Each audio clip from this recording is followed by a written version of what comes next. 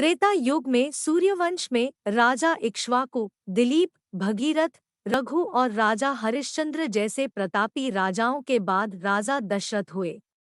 राजा दशरथ बड़े ही पराक्रमी और प्रतापी राजा थे। तीनों लोकों में उनकी कीर्ति विद्यमान थी।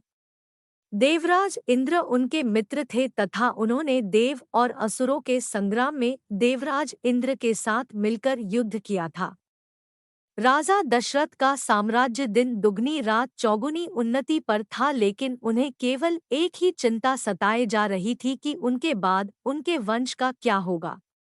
राजा दशरथ की 3 पत्नियां थीं, जिनमें से सबसे बड़ी रानी कौशल्या थी, उनसे छोटी रानी केकई थी तथा सबसे छोटी रानी सुमित्रा थी। 3 पत्नियां होने के बावजूद राजा दशरथ की कोई पुत्र नहीं था जो उनके कुल को आगे बढ़ा सके।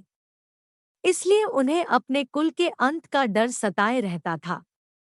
इसी विषय में उन्होंने अपने कुल ऋषि से इस समस्या का समाधान पूछा। उनके कुल ऋषि ने बताया कि उन्हें पुत्र प्राप्त करने के लिए पुत्रेष्टि यज्ञ संपन्न करना होगा, जिसके फल स्वरूप उन्हें पुत्र की प्राप्ति अवश्य होगी। लेकिन उन्होंने इसके साथ ही यह शर्त भी रखी कि वह स्वयं पुत्रेष्टि यज्ञ नहीं करवा सकते। इस यज्ञ के लिए राजा दशरथ को स्वयं जाकर श्रृंग मुनि को प्रसन्न करना होगा। श्रृंग मुनि अथर्ववेद के पूर्ण ज्ञाता है तथा वह पुत्र कामेष्टि यज्ञ के विशेषज्ञ है। वही इस यज्ञ को संपन्न करवा सकते हैं।